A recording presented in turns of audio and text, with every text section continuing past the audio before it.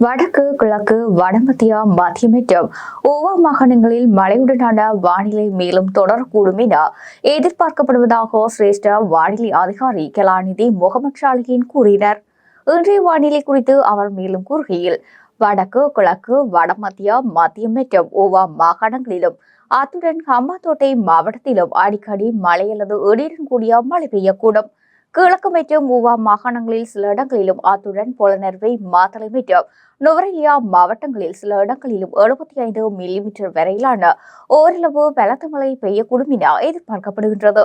நாட்டின் இனிய பிரதேசங்களில் பல இடங்களில் மழை அல்லது இடியுடன் கூடிய மழை பெய்யக்கூடும்.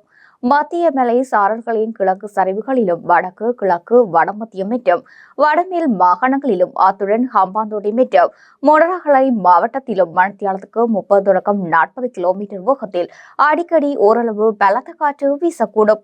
பலத்த காற்று, மின்னல் தாக்கங்களால் ஏற்படக்கூடிய சந்தர்ப்பங்களில் பொதுமக்கள் அவதானத்துடன் செயற்படுமாறு கேட்டுக் கொள்ளப்படுகின்றனர்.